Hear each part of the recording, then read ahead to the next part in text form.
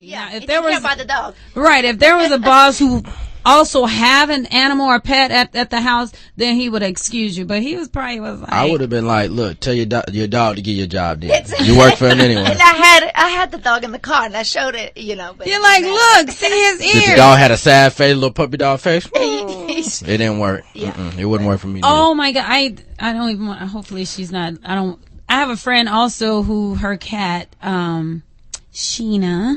Hi, Gabrielle. Her cat, Sheena, got her. Because cats like to chew on yarn or whatever. I thought that was just in cartoons and things like that, but they actually really like it. And that yarn got all the way, like she swallowed it, and it was all the way through her anal.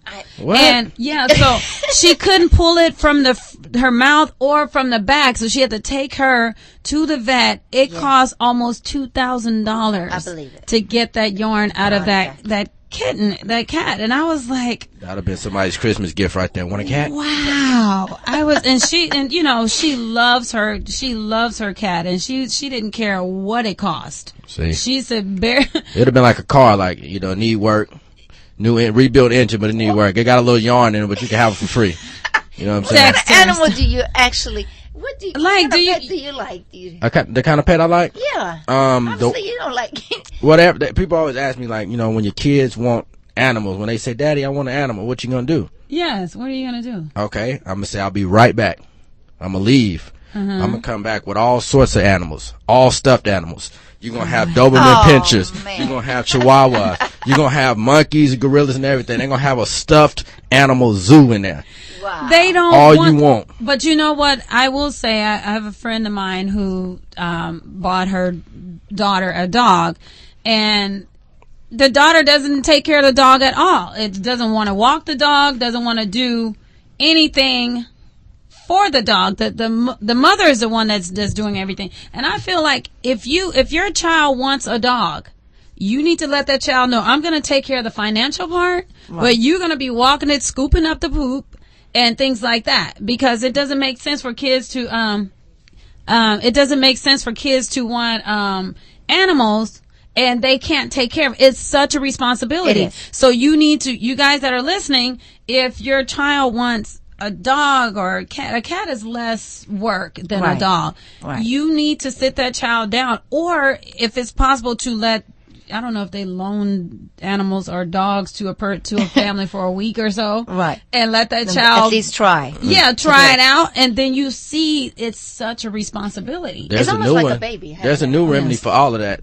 There's a game on Nintendo DS. It's called Nintendogs. Oh my God. You can raise your dog, feed it, water and all that, or whatever. Give it water, and you can have a dog. There you go. You ain't got to worry about nothing. No poop on the floor, nothing. There you go. Good. Nintendogs. They got different dogs, Dalmatians and Dobermans and probably pit bulls, Rottweilers, and everything. DJK City, I feel sorry for. What about them big dogs that look like horses? Like, they be taller than the owner. I've seen that. Like, you can walk. They be walking in the park. I'm like, what you doing this back? That's a long way. I go to Runyon Canyon almost every day, and there's all types of dogs out there. Dogs I've never seen before. Now, there are some dogs that I'm like, why would you want that? Exactly. I mean, they look horrible. I mean, like, and I'm like, they actually love that dog. The one looked like he had been skinned. I don't know what you call it, but it was like the whole skinless, hairless dog. I'm trying to read this teleprompter. Okay, so anyway, we're going to take some callers here in a second. But the dog was like scary looking because it looked like he had been skinned. But he's just a hairless dog or something. Bald-headed dog. Well, some people just feel like, they see them in the, they need to adopt a dog. And if they see that they're in need of something. Right, but there's a lot of kids need to be adopted too. That's true. That are cute. But I can't believe that. I think there's more dogs can adopt than children today. Exactly. Yes, because they feel like they don't have that responsibility that someone talks back to them, or, they feel like, that's just feed it, take it for a walk, and is it. You don't have that much. And that's why we're having this topic, because sometimes people feel like society favors, like animals over people. They do, because look, if you have one meal left at home, you and your dog, Okay, now you expect to feed your dog before you feed yourself.